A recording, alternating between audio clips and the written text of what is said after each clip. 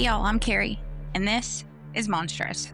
The stories are strange, the shadows run deep, and the tea is always a little dark.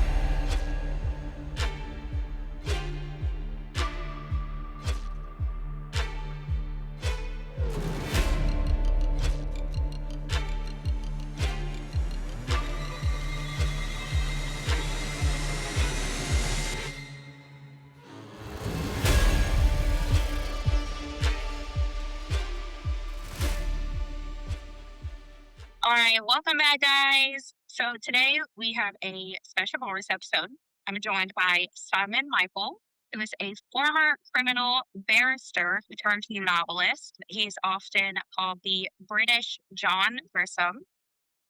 So welcome, Simon. I'm glad that you're here with me. Thank you very much for inviting me. Of course, I'm very excited about this one. So, for any of you who did not know Simon, Simon spent 37 years prosecuting and defending some of the most notorious criminal cases in British court, including in Old Bailey. Now, he writes historical legal crime thrillers that are set in the 1960s London, featuring his anti hero barrister, Charles Holborn. Many of his stories are inspired by real cases that he himself worked on, which means that he has seen things that most of us can barely imagine. So far, I'm a huge fan of your work. I look forward to reading through all of your books. Pretty excited to dive into your story and what moved you from being a barrister to author. Oh, well, that's easy. When I was very young and very green, I was instructed for the defense in a murder case. It was called a cutthroat defense. I don't know if you have them in the States, but it's where the prosecution, the DA, from your perspective, doesn't know which of two criminals did the deed, but he knows definitely that one of them did. And in the UK, what you do is if you're prosecuting, you just put them both in court and let them fight it out between the two of them. So they're great fun if you're prosecuting and very difficult if you're defending. So we were involved in a case that was shooting at a security guard, and each of the two defendants said he did it. And the police couldn't decide which one it was anyway. So I was for one of those guys, and we won the case, and I thought it would make a good story. So I wrote that up as a book. And I was really surprised to find that the character I had created, who was really kind of based on me, was very popular with readers. So it turned into a publication contract, and now I'm on 11 books in. And still writing about my cases and oral cases. Historical cases that really interest me. Well, it's definitely one way to get into it. It's always good. I find the books that I read that have that personal touch into them, they just make it so much more worth reading, much more interesting. I agree. And I think you can really, very often you can tell the authors who are writing about a field that they've only researched, but they haven't actually lived.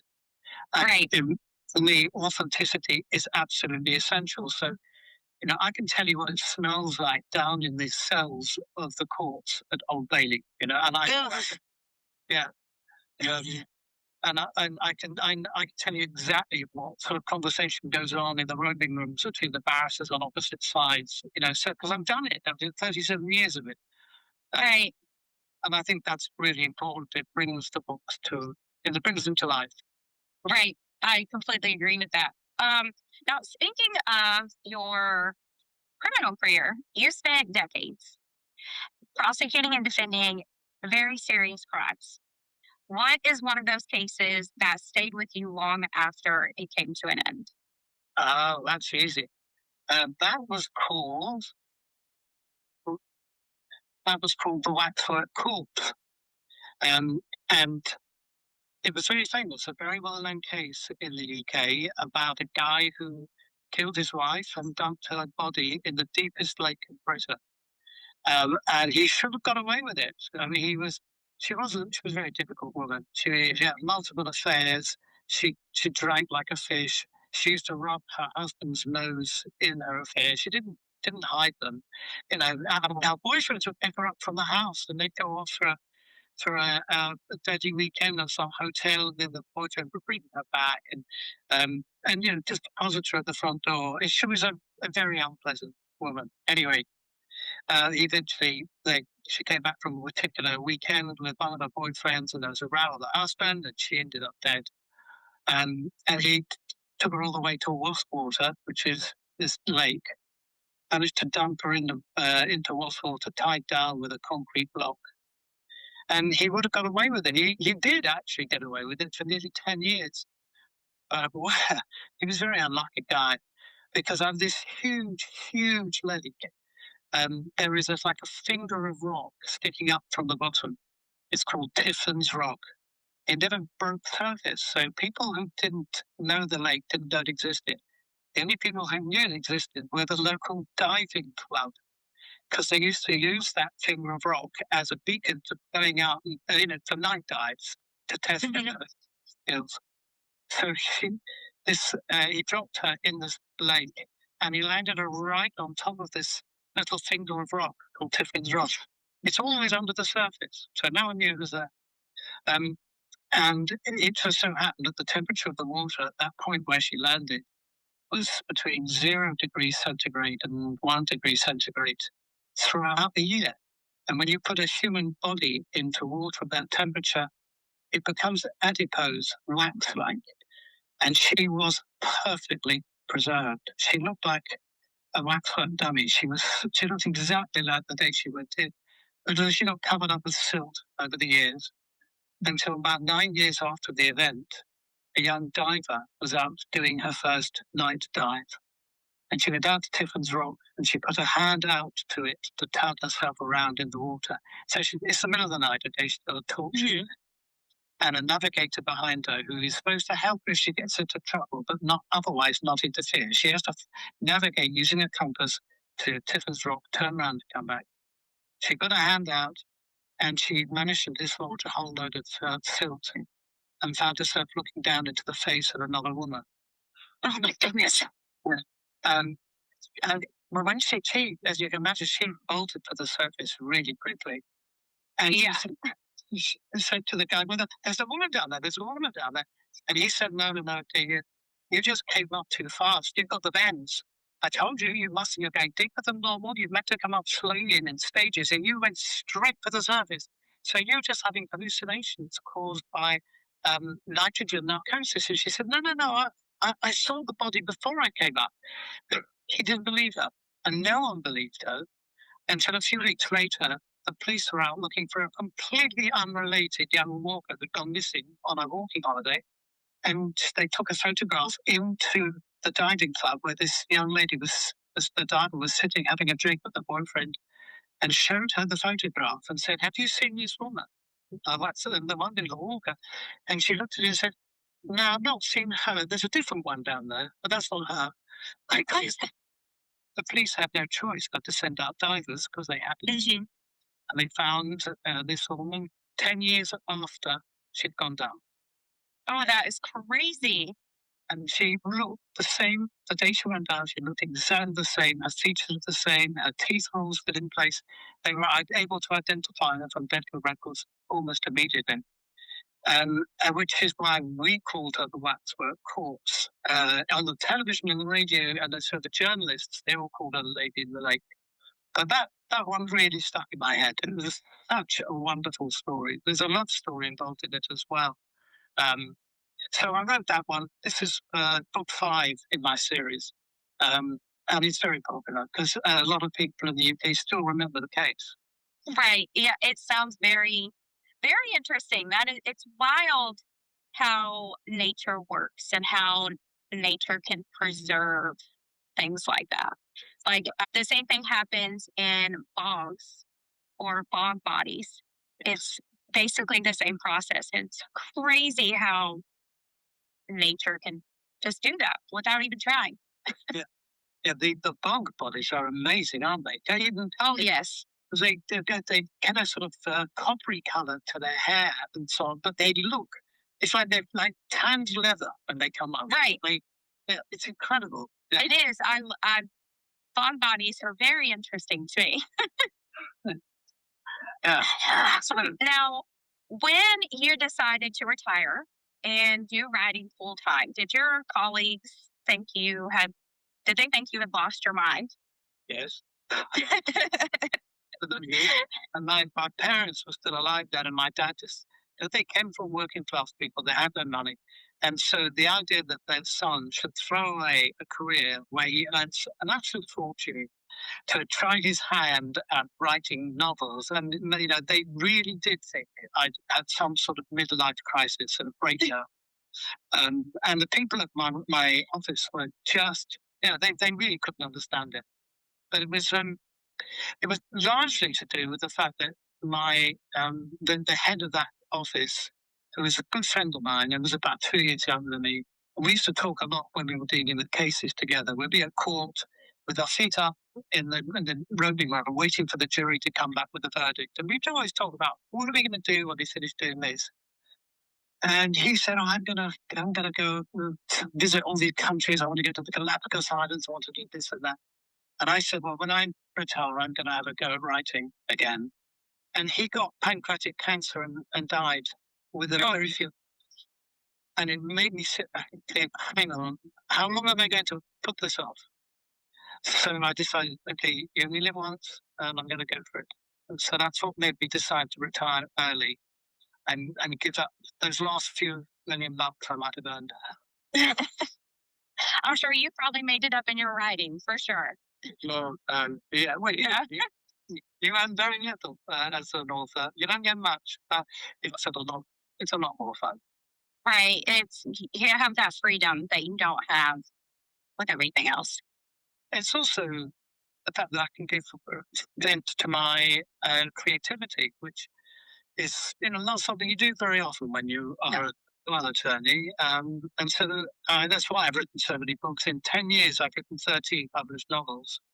And it's a case of sometimes finding the time to write them all because I'm just so full of ideas. You'll get them all out eventually. That's true. Now, I had mentioned that you had worked at Old Bailey, which is arguably the most famous criminal court in the UK. What's the most intense courtroom moment that you've ever experienced within Old Bailey? Oh, that's a very good question. I never thought of it. Well, there was one case where I was defending a guy who was undoubtedly mad as a box of rocks. He was crazy. He was charged with murder. Um, and he was convicted. I was very pleased he was convicted. I mean, me and the other barrister, we did our best to to put his story forward, but we believed he was guilty, and we were very relieved when the jury agreed. We were down in the cells with him afterwards, and the other barrister had to go out. He was called outside, and I was on my own with this guy, and I suddenly realised that he hated me. He felt that if we hadn't done a good enough job, and that he was threatening. He wound himself up into a thing of fury, and I was busy ringing the bell to try and get myself out of there, and the jailer wasn't coming, and this guy was. You could always see steam coming out of his ears, and I knew that if I stayed there any longer, he was going to attack me.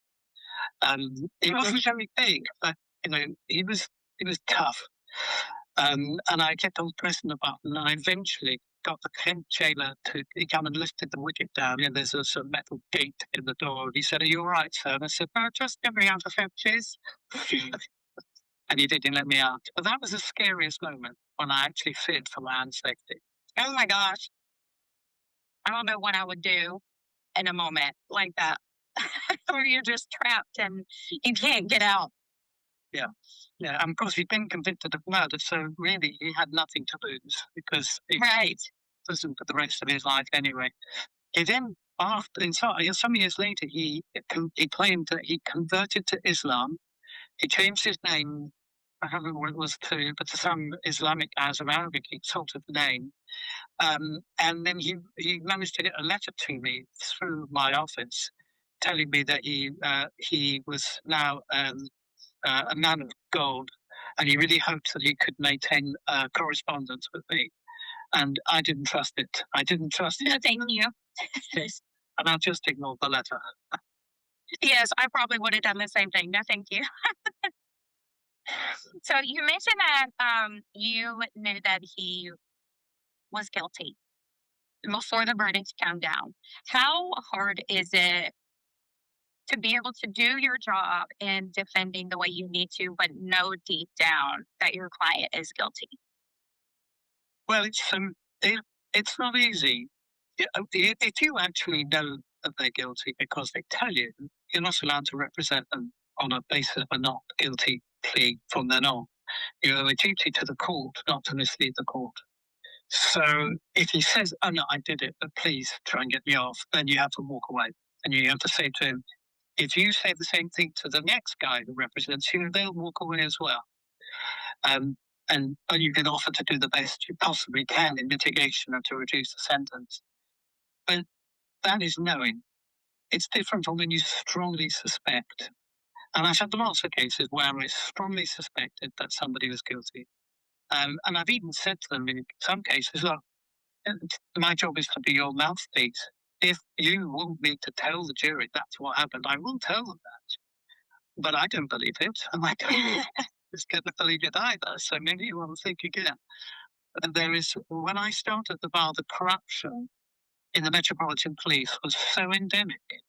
You couldn't trust the evidence that you were being given because people were often being beaten into confessing, or the police would make up a confession. You know, the whole thing about recording interviews with defendants just didn't happen in those days.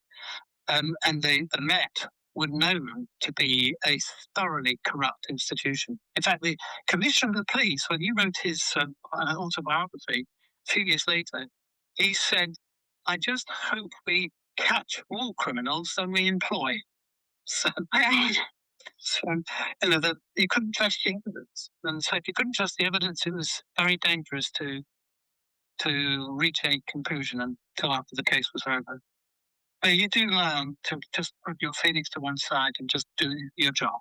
You know, if you're prosecuting or defending, you just present the case and you let the jury make up its mind.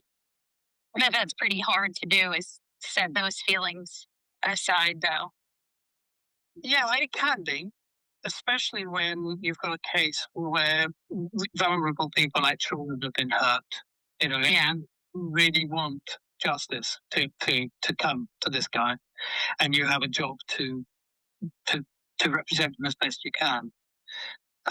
It is tough, but you know, you do learn to do it. You have to sort of separate out your feelings. I'm not sure if I can do that, to be honest. I would go ahead. I think you can. It's a case of uh, practice and professionalism. You learn to do it. You learn to treat the case as a sort of academic exercise in the sense you distance your emotions from it. You just put whether it's your prosecution or defense, you put the evidence before the jury and trust that they will reach the right decision. Fingers crossed, because sometimes they don't. That's true, which is why most British lawyers would vote against the death penalty.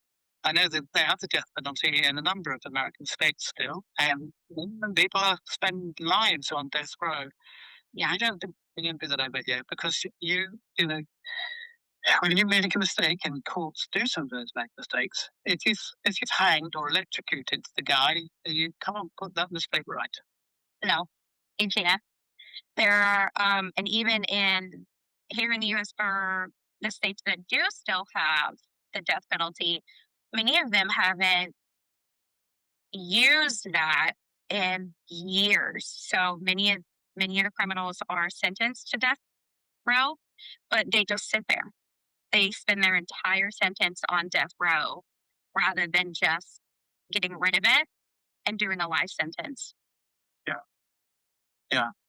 We would say cruel and inhuman punishment that to be on death row for the whole of your life. You know. Oh yeah, I completely agree that it shouldn't because it's you're in a cell by yourself 23 hours a day. You get no sunlight. There's no interaction with people, and then you do that for 20 years, and you didn't deserve it because you weren't guilty. Yeah. And it changes your brain for sure. Yes. So, okay, let's talk about Charles Hawthorne. Yes. So you said that he is largely based on you. Yeah, I mean, he's obviously bigger and younger and sexier than me, but this is fiction. I'm allowed to do that. So, what about him do you think makes him so intriguing to your readers? He's a real person in the sense that he has a lot of faults, but he knows that he has those faults and he does his best to rise above them. He's completely obsessed with his job. He works too hard and he tends to, his family always come last because he's so invested in trying to do the right thing.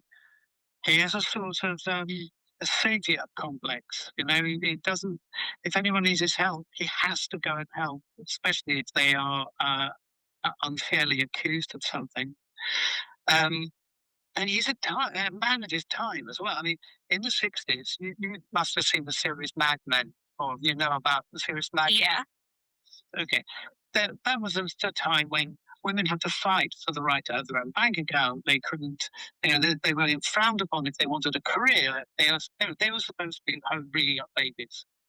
And we've come a long way since then. But Oh, yeah. it was like that in the UK too. In those days, a woman wasn't even allowed to take out a bank loan unless her husband approved it first. Um, so it's just remarkable. So I put him in at this time, and then I had him challenged by the woman that he loves, and he has to grow up. And I know that there are readers who will think, "Oh God, he's a misogynist, and he's an old dinosaur," but he tries very hard to be a better person. So I think that's what appeals to people. I know I get lots and lots of reviews from particularly female readers who say that they love the relationship between Charles and Sally because she keeps him to heel. She softens the worst sides of him, and he loves her so much he's prepared to listen to her. I definitely like him myself. He seems very, very real. You could easily, um, for me personally, I think you can easily find someone in your life that is very much like him, Yeah. if that makes sense. So, out of your 11 books in your series, do you have a favorite? Well, it's a bit like your children, isn't it? And you never admit to loving one more than the other. I am very fond of the new one, the French Vendetta, because it's set in France, and I don't know if you've had a chance to look at it, but it's set in France in a part of France that I love. So it's very beautiful, and the food is wonderful too. There's this undercurrent of conflict still from the war, where people who supported the Germans and the Nazi regime, um, some families were on that side of the fence, and others were fighting in the resistance. And so there is still, even years later, a generation later, there is hatred in the village. And I love France, and so I used to have a house there for a while, and so I poured all my love of France into that book, and given Charles a case to defend while he's there. So I have a kind of special affection for it. I think most people say the best book in the series, the one that has, I think it's got a 4.9 average rating on Audible, is called The Death Adjourned. And that it's the ninth book in the series. I'm very proud of that. It's got some really interesting characters in it based upon people I knew. Hmm. And I'm slowly finding all of them. That way I can make my way through them. Thank you. All right. Before we switch things up, is there anything about your writing career or your criminal career that you would like to tell my American listeners that is different here versus there in the UK? Oh, wow. So much. We could talk for hours about that. I've just been commissioned to write a multi-book series based in the States. They read the Holden books and said, "Could you transfer him or another character like you out to America?" They want this sort of fish out of water British barrister who gets a lot of stuff wrong because he doesn't understand American law or procedure, but who is a brilliant advocate. So I said, "Sure, I can do that." So I've come up with a new character. But to do that, I had to spend a month in Cape Cod going in there. I had to ride around in police cars. I went down to the cells. I met the judges. I met a number of other attorneys. And they were fascinated the way how things are so different in the UK, even though we have almost the same legal system. It is the most important difference that they really couldn't get their head around is that in the States, you are either a district attorney or an assistant district attorney, or you are a defense attorney. You don't do both. But in England, on Monday, I could be defending a murderer. On Tuesday, I could be prosecuting a rapist or whatever it may be. You do both prosecution work and defense work on a daily basis. You're a referral profession. So anybody who has a good case can say, right, here, would you like this? And we also have a thing called the cab rank rule. So like taxis, we have to take the first case that comes our way. If it's got your name marked on it and it's in your field, you have to take it, whether you like it or not. So that is really very different. Yes, yes.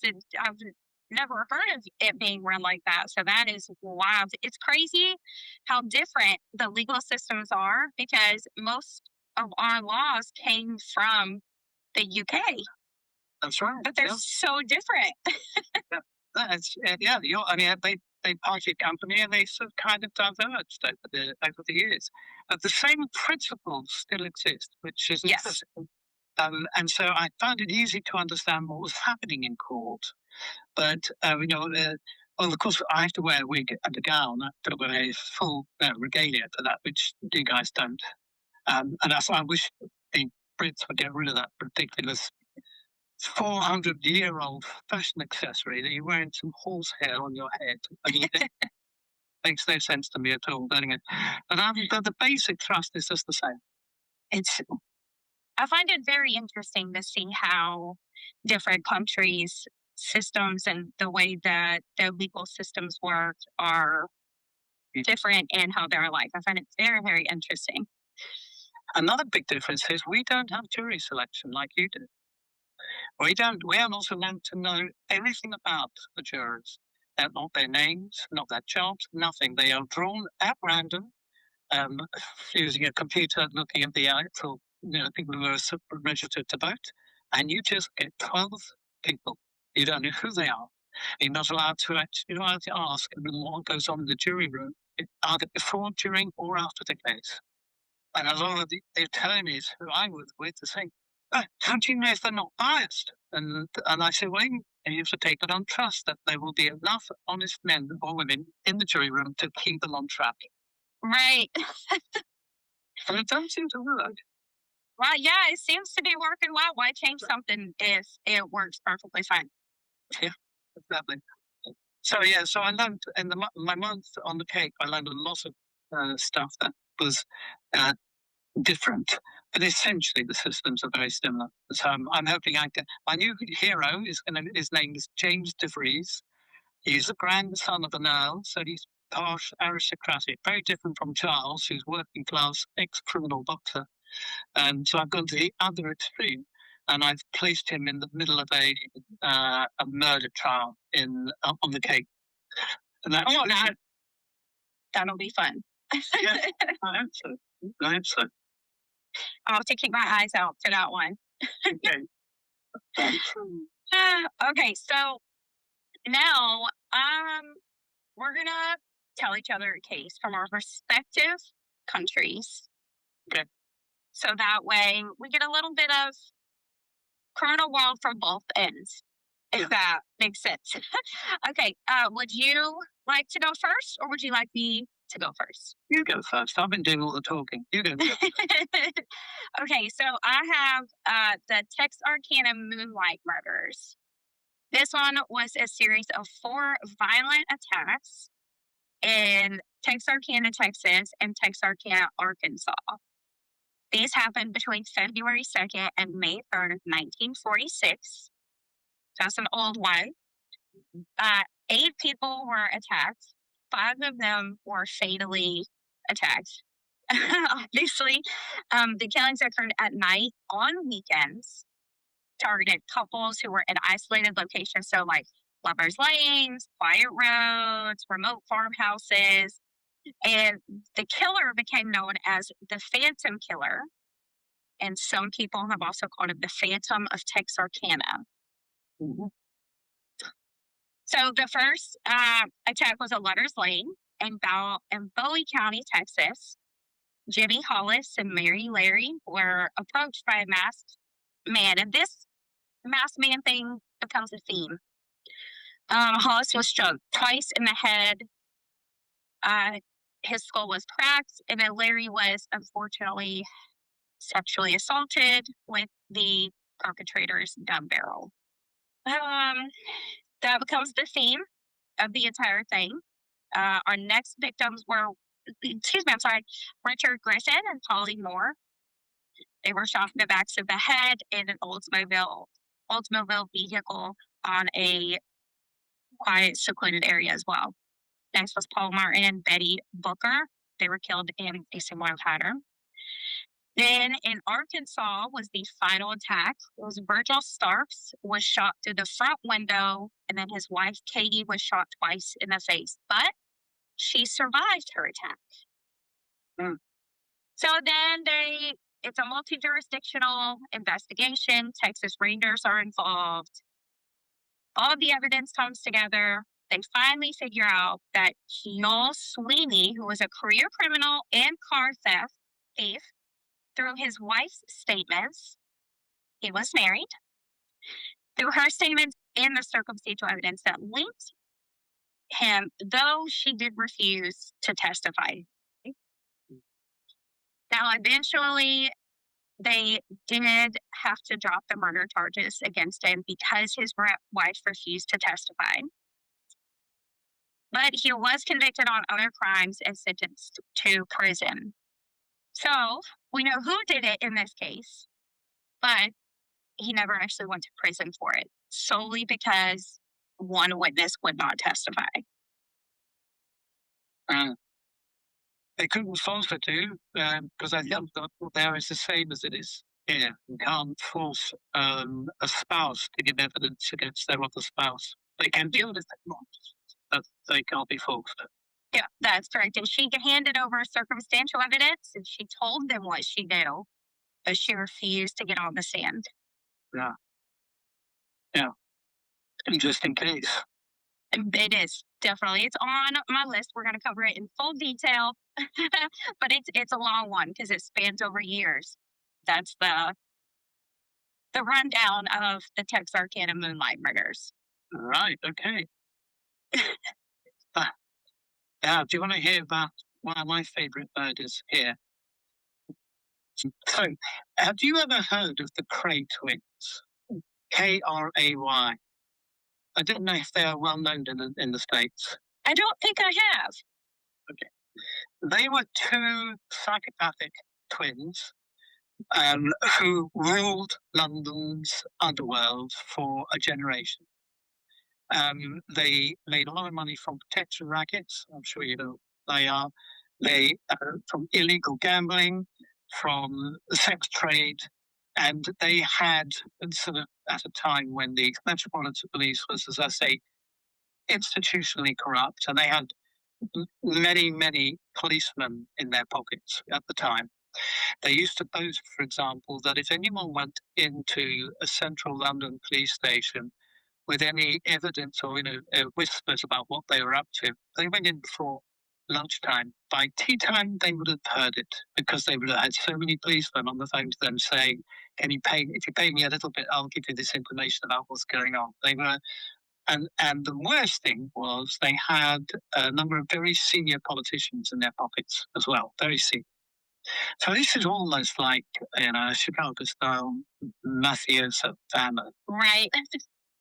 Well, uh, Ronnie Cray, the more violent, and they were convicted eventually of multiple murders, but they killed many times before and had never been caught. Rather like members of mafia in the States. Mhm. Okay, well, uh, Ronnie Cray, who was the most violent of the two, had been in hospital, been in a mental institution after a conviction, and he was coming out of the uh, of the Baltimore, I think was the particular hospital, secure hospital. And so his twin thought it'd be a great idea if they had a party for him. And they just bought a new apartment in North London. So they're going to christen the apartment as well. And the police got to hear about this, and they thought it'd be a great idea to be in disguised vans, so trucks outside with a hole drilled out of the back and a camera through it, and they would take photographs of all the guys coming and going to this party. They thought they would be able to get a picture of the Cray twins' latest crop of young criminals who they worked with. So they were camped outside, undertaking surveillance. What they didn't know was that this was a gay sex party. And Ronnie was gay, and worse still, they were using very young boys. So we're talking paedophilia. And the boys that were being required to put on live sex shows and then partner up with some of the middle-aged men there were, very young, 40, 15, 16-year-olds. The police couldn't believe it that they found themselves taking pictures of very senior politicians leaving this apartment. One of them was a member of the cabinet, he was a guy called Lord Robert Boothby, who strangely finished his public life on American TV doing a show called What's My Line? It's long. Oh, yeah. It's actually before mine too. Anyway, so I got a picture of this guy coming out, and also a picture of the chairman of the Labour Party, which is the opposition, the official opposition, who was a fireman, a chap called Tom Dryburgh MP. Anyway, this stuff got leaked to the press, and the press ran with it. This sordid paedophile ring.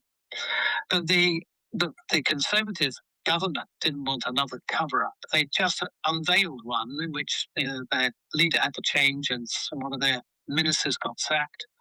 And the opposition didn't want it to come out again because there was an election coming up and they thought they might win.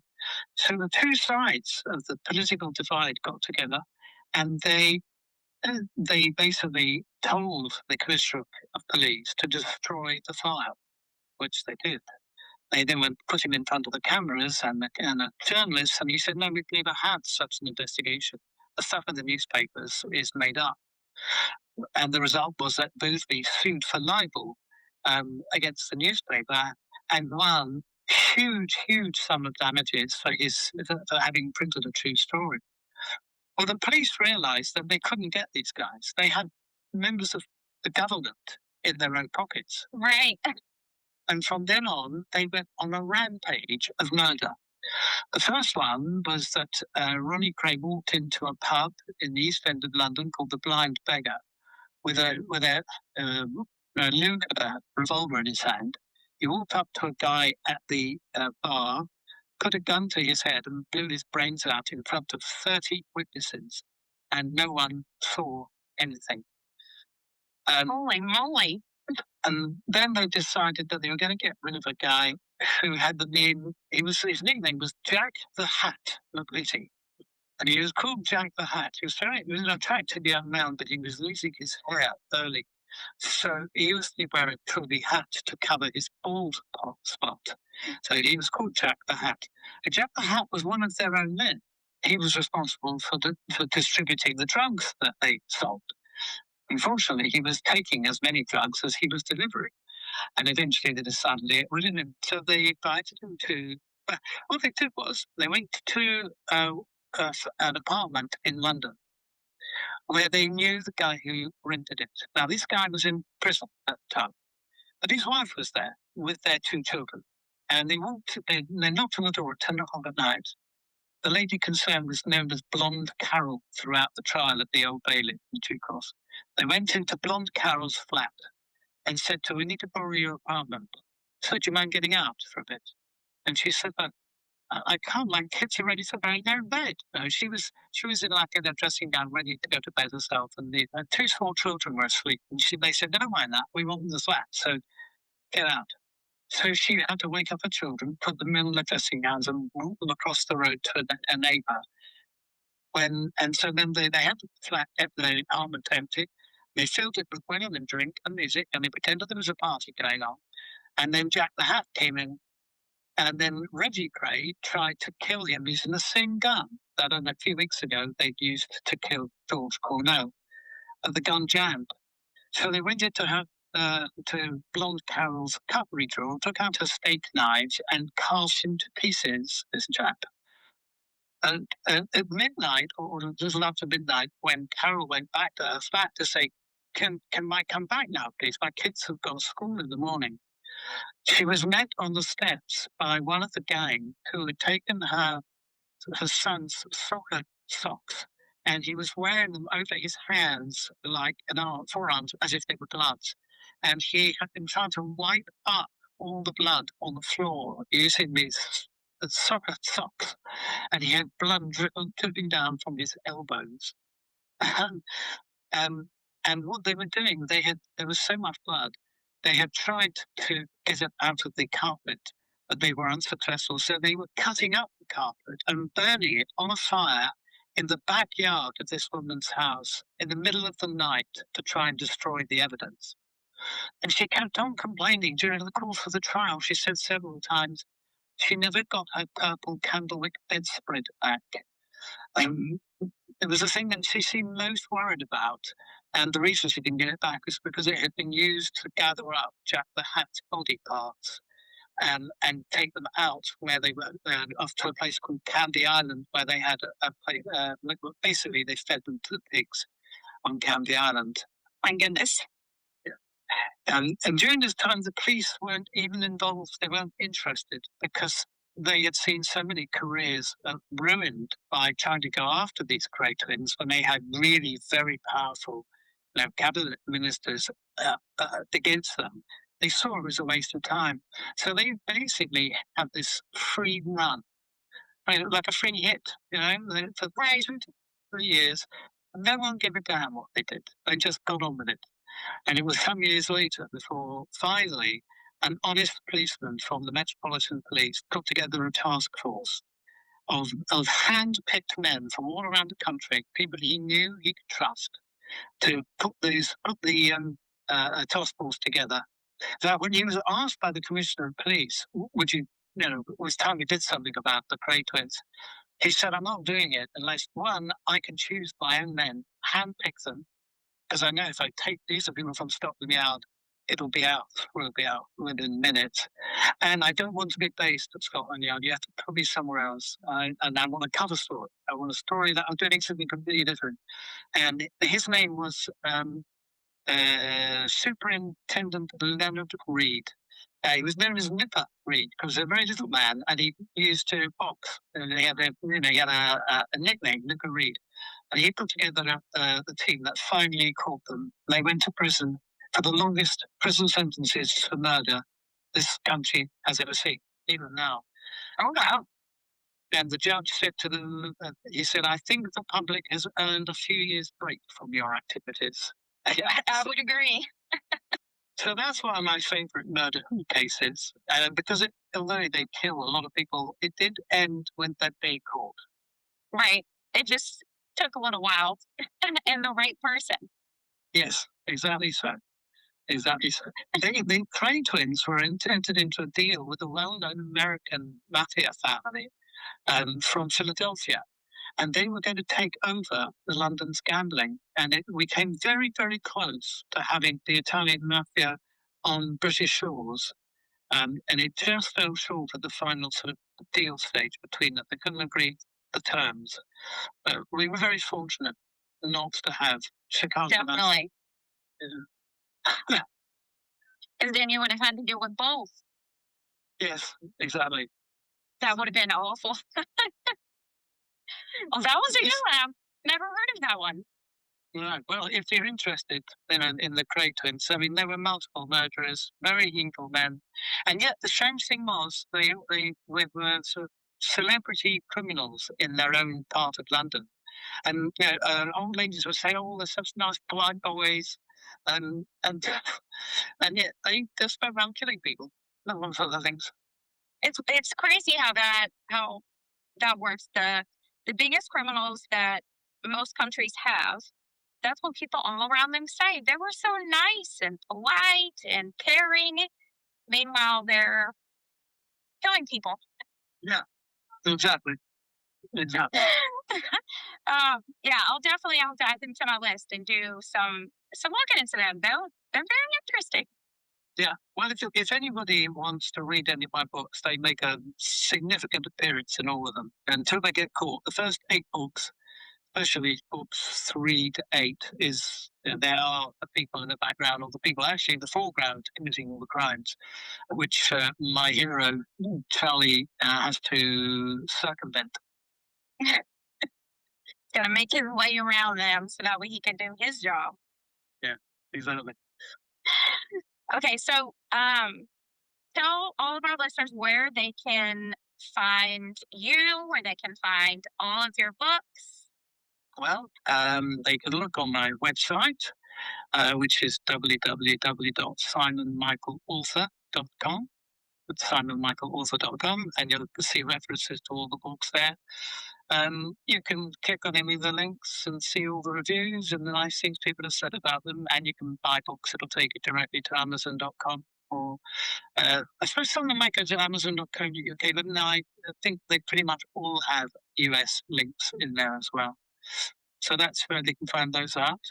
I haven't mentioned on the website the new American series yet. I thought I'd wait until the first book is published, so that will be next year. But hopefully there'll be 2 series of John Grisham-like legal crime thrillers for them to follow. All right. Well, we will definitely keep an eye out for those. I know I will because I love to read. Mhm. So definitely keep an eye on those to see what you do with the criminal world here in the US in your books. Yeah. Um, what other than the American series, what is coming in your literary or creative future? Well, I have a speculative fiction book coming out early January, also published by US publishers. It'll be available worldwide, but they're on to publishing it. And that's called What's Left of Us. I'm very proud of that. It's written under my pseudonym, because I keep the crime thrillers under my own name, and anything else I do, so people don't get muddled. Anything else I do, it's under my pen name is Alex Quaid. And there's the Holden books are under option for a TV series. I'm very hopeful that something will come of that, but that's a risky business. My agent used to say you have to like lining up every one of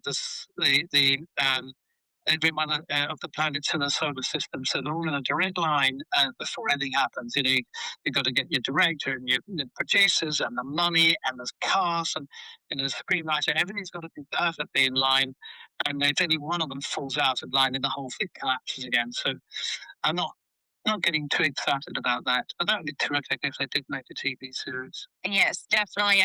I think based off of what I've seen of your books, the research that I did in preparation for today, I think it would be very interesting. And I think a lot of people would really draw to it as a TV show also. I hope so. I've always been a little concerned that the Americans don't really understand barristers. They can't work out why they're wearing silly wigs and gowns, and the procedure in court is different. But if you like sort of period drama, and I know that the BBC, for example, produces period drama, which is very popular on your side of the pond. So if you like that sort of thing, but you also like a bit of death and murder and mayhem, then hopefully I will press all the right buttons. Right. I think it's just gotta be your cup of tea in order to like it. There's a lot of Americans who watch British television on a regular basis. So I think that if it goes into TV show, um, I think a lot of that group of people, that niche would love it. I'm one of those. I like those TV shows and whether it's fiction or nonfiction, it's just different. I like hearing the criminal world and things from far off places. Okay, good. Well, I hope everyone feels the same way. Yeah, I know there's plenty of people that would definitely be interested. So hopefully that'll become a TV show soon. Fingers crossed. Thank you. Yeah. Aside from that, do you have anything new coming up? Any new books in your series that will be coming out soon? Yeah, well, I'm halfway through writing book 12. I'm hopeful that the publishers will accept that. I've only just finished book 1 in the American series, and that's gone off to all the lawyers I met in the US for them to tell me where I've got the procedure of the criminal law wrong. Hopefully, there won't be any big changes. So that's off my desk at the moment. So I'm now looking at the new Oldham book, and get that finished before the end of the summer. Then that's just the right time to start editing the first DeVries book, the first American. The series is to be called The English Lawyer, and I think actually the publishers are already trying to sell the movie rights. So I think they're quite excited about it. So you never know. That's another little pot bubbling away in the background. Great. So lots of stuff, lots of different stuff. Oh, and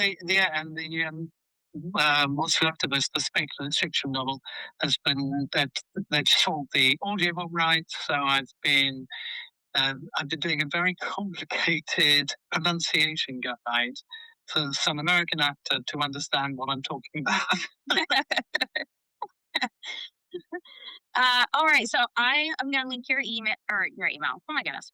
Link your website and the episode description for this episode. So that way nobody has to go searching for it or try to write it down real quickly. It'll be right there with everything else. Um, then I think that is all I have for this round. You'll have to let us know once your English or your American detective. Yes. Yes, there we go. I had it. It was right there. When the English lawyer is getting ready to go out or about to go out, maybe we could do this again. Starting that book. That was fun. I'll document that. I'll keep you informed. Yep, just let me know. We'll make sure to have all the links and everything for all of our listeners. We'll bring you back on whenever that one comes out. We can talk a little bit more about that one. But I think, unless you have anything else, I think that is it for this one. No, it's been great fun. Thank you very much indeed. So have a great Sunday. Thank you very much. Thank you. Not a problem. You too. And we will, I'm sure, be in touch. You will. Okay. Bye. And y'all listening, thank you for being here. I hope you enjoyed the bonus episode with Simon, and maybe you found your new book interest. So make sure you check out Simon's website to know exactly where you can get those books, and keep an eye out for The English Lawyer, his new book series based here in the US that will hopefully be hitting the shelves soon.